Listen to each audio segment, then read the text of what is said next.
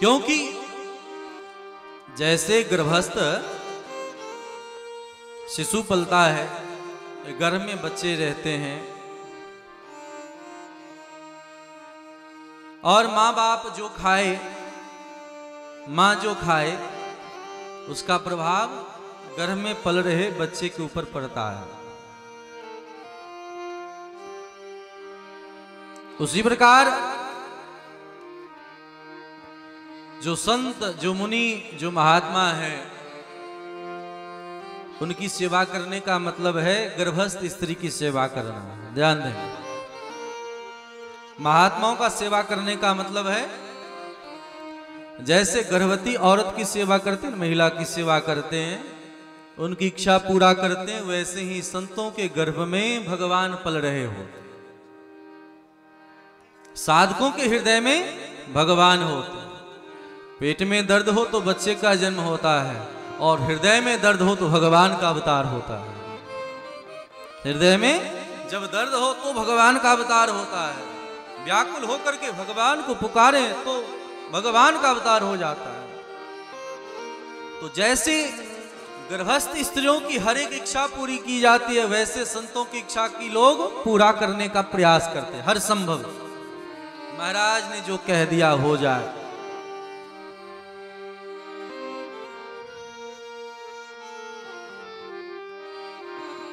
लेकिन महाराज का भी कर्तव्य है, हम क्या मांगे, क्या खाएं, क्या ना खाएं, क्या चले ना चले, कि नहीं? अरे जिससे बच्चे का पोषण हो वैसा काम ना करे, वैसा वस्तु इच्छा करे तो खिलाना चाहिए। लेकिन उस प्रकार के वस्तु छोड़ करके गलत वस्तु की याचना गर्भवती स्त्री भी करे तो भी पूरा नहीं करना चाहिए। बोलो राधे राधे। राधे राधे। वो भी करना पाप है। सदिच्छा हो तो पूरा करना धर्म है, लेकिन सदिच्छा ना हो, गलत प्रकार की वस्तु खाने पीने, चलने फिरने, घूमने, पिक्चर देखने का मन हो तो मना करना चाहिए, वो पूरा नहीं करना चाहिए। गर्भस्थ स्त्री को प्रभाव पड़ता है। इसीलिए जब गर्भ में बच्चे हों तो माताओं बहनों को सावधान रहना चाहिए। आपका हर एक चरित्र सामने निकल करके आएगा। जैसा आप कर रहे हैं वैसा ही आपको मिलेगा। सामने दर्पण ही होता है। गर्भस्थ शिशु तो आपका दर्पण ही है। संस्कार बचपन से ही बन जाता, गर्भ से ही बन जाता है। उसी प्रकार जो साधक संत मुनि महात्मा हैं, उनको भी सोचना चाहिए कि हम संकल्प क्या करें। भगवत भक्त कोई संकल्प ना करे कि हम ये कर लेंगे, हम ऐसा कर लेंगे, हम कोठी बना लेंगे, हम बंगला बना लेंगे, हम आश्रम बनाएंगे, मंदिर बनाएंगे, हम ये अर्जन करेंगे। हाँ, एक संकल्प ठीक है कि हम भगवान का भजन करेंगे। ये संकल्प भगवत भक्त कर सकता है। अन्यथा किसी से लड़ाई, किसी से झगड़ा, किसी से किसी प्रकार का द्वेष विवाद भगवत भक्त वैष्णव को मन में नहीं रखना चाहिए, क्योंकि वह भी फल कृति निकल के आ जाता है। उनके मन में मंगल कामना होनी चाहिए, क्योंकि गर्भ में भगवान है ना। हमारे एक आचरण, हमारा कैसा आचरण है, हमारे गर्भ में पल रहे भगवान देख रहे हैं। कहीं उन्हें बुरा तो नहीं लग जाए, या बुरे कार्य को भी तो न करना पड़ जाए। इतना मूल बात है, गूढ़ बातें हैं भगवान की भक्ति। भक्ति इतना आसान नहीं है। चढ़े तो चाखे प्रेम रस, गिरे तो चकनाचूर।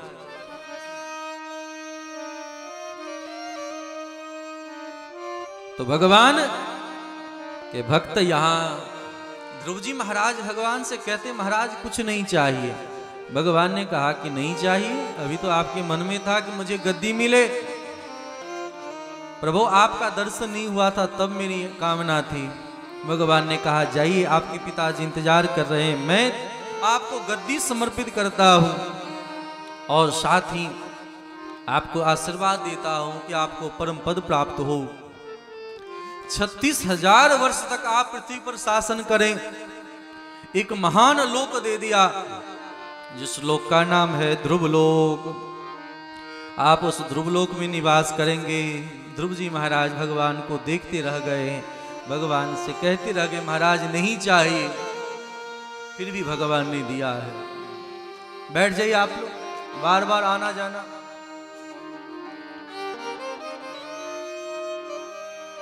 कहने का मतलब है निश्चित करके हम सबों के मन में कामना ना हो।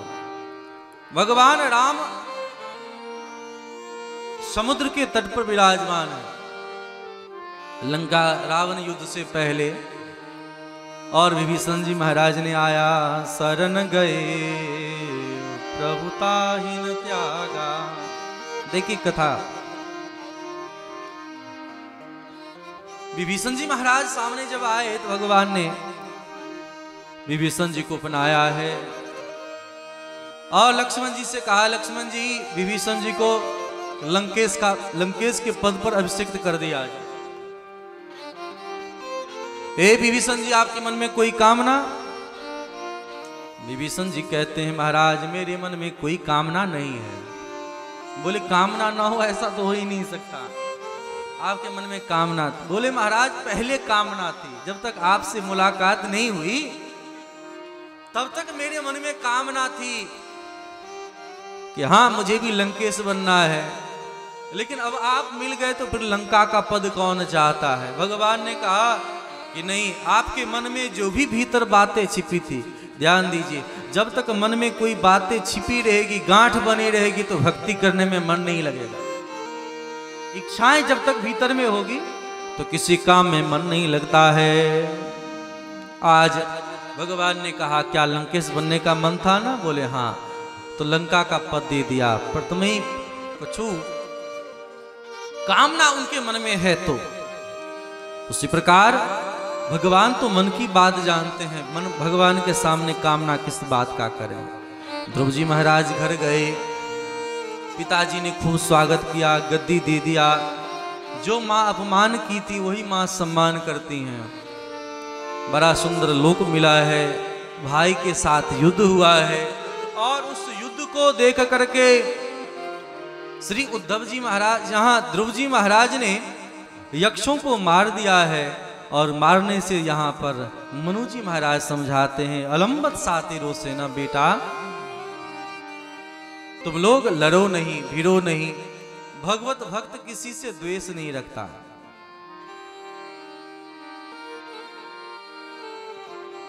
भगवत भक्त लोग कभी भी द्वेष नहीं करता, और द्वेष करता है तो अकल्याण खुद का ही होता है। दूसरे का कल्याण बाद में करता, खुद का अकल्याण पहले कर लेता है। इस प्रकार की वार्ता करते हैं। ध्रुव जी महाराज कुबेर से भगवान की भक्ति के लिए प्रार्थना करते हैं। ध्रुव जी महाराज भगवान की भक्ति करके इस धरातल को छोड़ करके जब जाने लगे तो मृत्युदेव इनके पास आया और विमान इनके लिए आया है। विमान पर बैठना चाहते हैं, मृत्युदेव नीचे आ गया, महाराज आप ऐसे नहीं जाएं, आपका विमान ऊपर है, मेरे सिर पर पांव रख करके आप ऊपर जाएं। ध्रुव जी महाराज समझ गए और मृत्यु के सिर पर पांव रख करके विमान पर बैठे। विमान पर चढ़ करके जैसे ही जाने लगे, जाते देख करके अचानक रोने लगे, महाराज रुको रुको, रुक जाओ। बोले जिन माँ की कृपा से, जिन्होंने कटु वचन ही कहा लेकिन बातें तो सही कही, जिनके वचनों को मानकर, जिनके वचनों को मानने मात्र से ही मेरा मन भगवान में लगा, वो माँ मेरी कहाँ है, मेरे गुरु कहाँ हैं। सुन करके भगवान की पार्षदों ने कहा कि जिसके कुल में आपके जैसे बच्चे का जन्म होता है, वैष्णव होता है, उसके त्रिसप्त भी पिता पूते, अरे उनके गुरु, उनके पूर्वज पीछे नहीं होते, उनसे आगे होते। आप पीछे विमान पर बैठे तो आप पीछे देख रहे हैं कौन कौन मेरे पीछे है, अरे आपके गुरु आपसे आगे जा रहे हैं, आगे तो देखें। और जब आगे देखते हैं तो देख करके धन्य हो गए। इसीलिए अनेक लाभ मिलता है, देने वाले को दुना लाभ प्राप्त होता है। ध्रुव जी महाराज यहाँ से भगवान के धाम गए, ध्रुवलोक में गए, लोगों ने खूब स्वागत किया। भगवान इस धरातल पर जब कभी भी आते हैं तो ध्रुवलोक होकर के आते हैं, और जब जाते हैं तो ध्रुवलोक होकर के जाते हैं। ये उत्तान पाद कोई और नहीं, दर्शन देखे कथा का, हम जीव ही उत्तान पाद हैं। हमारी आपकी प्रवृत्तियां ही सुरुचि और सुनीति है। सुरुचि में बड़ा मन लगता है, जो मन में आया किया, लेकिन सत्य नीति पर चलने में मन नहीं लगता। सत्य पर चलने से बेटा ध्रुव होता है। जो सुरुचि फटकारती हैं कि जाओ ये ऐसा करो, देखो तुम्हें क्या प्राप्त होता है, लेकिन सुरुचि पर चलने वाले को बहुत दुख होता है अंत में। और ध्रुव जी भगवान को प्राप्त हो जाते हैं नीतिवान होने के कारण। भगवान प्रसन्न होकर के उन्हें ध्रुव गति की प्राप्ति कराते हैं, दिव्य विमान मिलता है। इसीलिए हम सबों को साधन करना चाहिए। जो व्यक्ति भगवान की भक्ति करता है, मृत्युदेव उनके डर से डरते हैं, अन्यथा हम सब यम के कालों के, नियमों के, ग्रहों के, ग्रह विग्रह के दोषों से डरते रहते हैं। इसलिए भगवान की भक्ति करना ही उचित है। ध्रुव जी महाराज भगवान की भक्ति प्रेम से नहीं किए। ध्यान देंगे, जो लोग कहते हैं अरे माला लेने से क्या हुआ, माला झोली टांगने से क्या होगा, जप करने से होता है, ढोंग करने से नहीं होता है, कहते ना, व्यंग करते रहते हैं दूसरों को। उसके लिए सूत्र रामचरितमानस में है, ध्रुवस गलानी जपऊं हरि नाम। सिद्धांत सुने, ग्लानि पूर्वक अनमना मन से, लोभ से भगवान की भक्ति करते हैं तो भी भगवान कृपा करते हैं। दुर्वस गलानि जपऊं हरि नाम और पायों अचल अनुपम ठाम। ग्लानि पूर्वक भगवान के भजन करने के बावजूद भी ध्रुव लोक, ध्रुव गति को प्राप्त कर लिए। अगर कोई श्रद्धा, भक्ति, प्रेम, अनुग्रह, विग्रह से करे, उनकी भावना, उनकी इच्छा को कौन कह सकता है? भगवान की भक्ति अगर हम श्रद्धा से, प्रेम से, अनुराग से करें, उनको क्या प्राप्त होगा? ध्यान देने वाली। तो भगवान की भक्ति जैसे भी किया जाए कल्याणकारी है। इसलिए परीक्षित जी मन को भगवान में ही लगाए। इसी ध्रुव जी महाराज के वंश में आगे चल करके महाराज अंग हुए। अंग धर्मात्मा थे, बेटा नहीं था, आगे चल करके बेटा हुआ। बेटा इतना पापी हुआ कि संत महात्मा को ही दुख देने लगा। महात्मा लोगों ने हुंकार भरी, मृत्यु को प्राप्त हो गया, कोई संतान है नहीं, इनके शरीर को ही मथा तो बेन प्रकट हुआ और बेन के प्रताप से पृथ्वी व्याकुल हो गई। पृथ्वी महारानी अन्न जल सब कुछ छिपा ली है। अब क्या हो? तो पुनः सबने प्रार्थना किया तो देखते देखते भगवान का अवतार हुआ पृथु रूप में। बोलिए श्री पृथु भगवान की जय हो। श्री पृथु भगवान की जय हो। भगवान पृथु का अवतार हुआ है। लोगों ने खूब स्तुति प्रशंसा किया है। पृथु जी ने सबको डांटा, फटकारा, धनुष बाण लिया, सारे पहाड़ को साइड कर दिया, धनुष बाण लेकर के मारने के लिए चले गए। इस जिस पर हम लोग बैठे हैं इसका नाम है धरा। क्या नाम है? धरा, वसुधा। पृथु भगवान ने कहा अहम वसुधे त्वाम वधस्यामि, मैं तेरा वध करूंगा। तूने धन अंजल चुराया है। इस धरा ने कहा महाराज मैं आपकी बेटी हूं, आप मुझे न माने। तब से पृथु जी महाराज के बिठाने वाले कार्यकर्ता भी शांति का दान दें। बिना बोले बिठाएं तो ठीक है, नहीं तो छोड़ दें।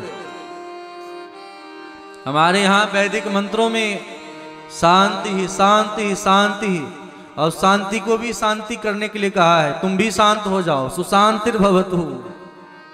हे शांति आप भी शांत हो जाएं। तब सब कहने लगे शांति शांति, तो अशांति होगा कि नहीं होगा?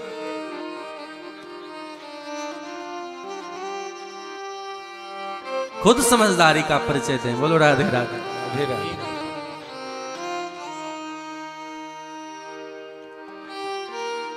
वसुधा महारानी को कहा वसुधे त्वाम वधस्यामि, मैं तेरा वध करूंगा। उन्होंने पुत्री बन गए। और उन्होंने कहा कि पाप के कारण ये सब होता है, इसलिए महाराज कृपा करें। भगवान ने माफ किया है, दोहन हुआ है और दोहन के परिणाम से सब कुछ सकुशल हो गया है। ऐसे पृथ्वी का नाम परा है। भगवान का अवतार पृथ्वी रूप में, पृथ्वी के पिता के रूप में इनका प्रकटीकरण हुआ है। बोलिए श्री पृथु भगवान की जय हो। यही पृथु जी महाराज ने बहुत सारा यज्ञ किया। यही सनकादिक भगवान सब जब इनके पास आते हैं तो सनकादिक महात्माओं को देख करके हाथ जोड़ते, महाराज आप ठीक हैं, लेकिन क्या कहूं महाराज आपकी तो कुशलता भी नहीं पूछ सकता। बोले तीर्थ कौन है? बोले ये तीर्थ जिसे कहते हैं वह तीर्थ नहीं, आप जैसे संत मुनि महात्मा का ही चरण जहां पड़ता है वह सब तीर्थ बन जाता है। आपके जैसे संत मुनि महात्मा पहुंच करके ही तो तीर्थ को भी पवित्र कर देते हैं। ऐसे आपको नमस्कार है महाराज। जिसके घर में आप नहीं जाते उनका घर ही ब्याया लयादुमा, वह सर्पों का घर है। जिस आंखों से आपको नहीं निहारता, भगवान को नहीं निहारता, मोर पंख के समान उनका नेत्र है। इसीलिए महाराज आपका झूठन प्रसाद पड़ जाए, जिस घर में वह घर पवित्र हो जाता है। अश्वमेघ यज्ञ किए और उस अश्वमेघ यज्ञ में भगवान प्रकट होकर के कहते हैं वरदान मांगने के लिए। और यही पृथु जी महाराज वरदान मांगते हैं भगवान से, महाराज मुझे 10,000 कान दीजिए। 10,000 अयुत में कर्ण में सह, महाराज 10,000 कान दीजिए। बोले इतना कान लेके क्या करेंगे? 2 कान से लोग परेशान हैं, 10,000 कान। बोले हाँ, इन 2 कानों से जब आपकी कथा सुनता हूं तो मन शांत नहीं होता, इसीलिए महाराज मुझे 10,000 कान दीजिए। आज गदगद हो गए। भगवान ने कहा कि बड़े बड़े सुंदर सुंदर सत्संग का आयोजन करें तो काम बन जाएगा। बोलिए भक्त वत्सल भगवान की जय हो। भगवान ने उन्हें सुंदर ढंग से उपदेश दिया। इसी वंश में आगे चल करके महाराज प्राचीन वरी हुए हैं जो खूब हिंसा किया करते थे, उन्हें भी सुंदर कथा सत्संग सुना करके पुरंजनोपाख्यान के माध्यम से उपदेश दिया। इसी वंश में आगे चल करके महाराज प्रचेता हुए, जिनके साथ रुद्र भगवान की स्तुति हुई है। और भगवान कैसे मिलेंगे उनके लिए 3 सूत्र का उपदेश हुआ है। भगवान कैसे मिलेंगे उनको अगर जानना है तो 3 बात जीवन में मान लें, उतार लें। क्या है? दया सर्वभूतेषु संतुष्टिया येन केन वा सर्वेन्द्रियोपशान्त्या च तुष्येत्यासु जनार्दनः। पहला है दया, दूसरा है संतुष्टिया। दया करना ही भगवान से मिलने के बराबर है। आज दया को ही हम लोगों ने छोड़ दिया है, सब क्रूर बनते चले गए और क्रूरता ही भगवान का भी दुश्मन है। भगवान क्रूर व्यक्ति से कभी नहीं मिलते हैं। तो दया सर्वभूतेषु, सभी प्राणियों पर दया करना, ये नहीं कि मनुष्य पर ही, उन पर भी करें, संतुष्ट रहें। ये न किन प्रकार से अपने इंद्रियों को बस में करें और भगवान में लगाएं, भगवान मिल जाएंगे। इस प्रकार ये उत्तानपाद की कथा सुनाया है। पुनः दूसरे भाई प्रियव्रत की कथा सुना रहे हैं, मनु जी के दूसरे बेटे के बारे में, जिनका व्रत ही प्रिय है। ऐसे प्रियव्रत जी महाराज भगवान की तपस्या करते करते मन में विचार करते हैं कि रात्रि ना हो तो क्या काम बने। दिन में तो लोग काम करते हैं और रात्रि में लोग सो जाते हैं, सो क्या करें कि रात्रि हो ही नहीं। मन में विचार कर रहे हैं, इसीलिए ऐसा दिव्य रथ बनाया। उस रथ पर बैठ करके 10,000 वर्षों तक शासन करने योग्य भ्रमण करने लगे। रथ पर बैठ करके भ्रमण करने के लिए जब एक बार निकले हैं तो उनके रथ से दिव्य प्रकाश निकलता है सूर्य के समान, और वह सूर्य के समान रात्रि को भी दिन कर देने वाला है। ऐसा उनका रथ है। जैसे ही भ्रमण किए घूमे तो रथ के पहिए से जो लीक बनी, लीक बनता है ना, वही लीक महासमुद्र हो गया। उनके रथ के पहिए से जो लीक बनी वही समुद्र बन गया, ये 7 समुद्र। और उसके जो तटवर्ती भाग, जैसे कोई गोलाई में घूमे, वही उसी का गोल घूमना, ऊपर तटवर्ती भाग द्वीप बन गया, जिसे द्वीप को हम लोग जम्बू द्वीप, प्लक्ष द्वीप, सालमली द्वीप, क्रौंच द्वीप, कुशद द्वीप, ये द्वीप कहते हैं। एक द्वीप के कम से कम 8-8 वर्ष हैं। जितना बड़ा भारत वर्ष, ऐसा ऐसा 8-8 वर्ष एक द्वीप के हैं। ऐसा ज्योग्राफी कहां मिलेगा? अगर कोई पढ़ ले तो चक्कर में फंस जाए। इतना बड़ा जामुन का पेड़ है, अगर एक जामुन इतना बड़ा, जितना बड़ा पूरा बिहार हो, एक जामुन का पेड़, नीचे जामुन का पेड़ है, उसके किनारे, इसलिए इस द्वीप का नाम पड़ा जम्बू द्वीप, प्लक्ष द्वीप, सालमली द्वीप, क्रौंच द्वीप, कुशद द्वीप। और इनमें से एक वर्ष बना, इस वर्ष का नाम था अजनाव। अपने बेटों को बांटा है, 8 बेटा रहा उनका, उन बेटों को बांट दिया, अजनाव खंड। उन्हीं वंश में आगे चल करके महाराज आग्निर्ध हुए, और उन्हीं महाराज के आगे चलकर एक बेटा हुआ जिनका नाम था ऋषभदेव। अजनाव खंड में ही महाराज प्रियव्रत के ही जो आगे बच्चे होंगे उनका नाम पड़ेगा ऋषभदेव। तो ये प्रियव्रत जी महाराज जब 7 बार भ्रमण किए तो 7 द्वीप बन गया। ब्रह्मा जी आ गए दौरे दौरे, बेटा ये क्या कर रहे हो, ये नियम में क्यों विक्षेप कर रहे हो? अरे दिन की अपनी आवश्यकता है, रात्रि की अपनी आवश्यकता है। महाराज नहीं नहीं, रात्रि हो ही नहीं, रात्रि होने से सब लोग व्यर्थ में समय बिता देते। बोले क्या करते हैं? बोले रात्रि में सो करके समय निकालते हैं। बोले ऐसा नहीं है, देखो उपयोग करना और दुरुपयोग करना मनुष्य के ऊपर निर्भर करता है।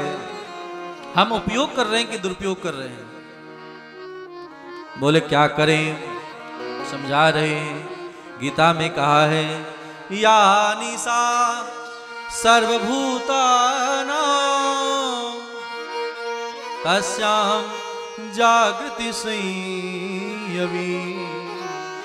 जिस रात्रि में चोर, डाकू, बेईमान, गलत लोग गलत कार्य करते हैं, उसी मध्य रात्रि में एकांत जान करके भगवान के भक्त भगवान का भक्ति भी तो करते हैं। उन्हें जब दिन भर समय नहीं मिलता है तो 4 बजे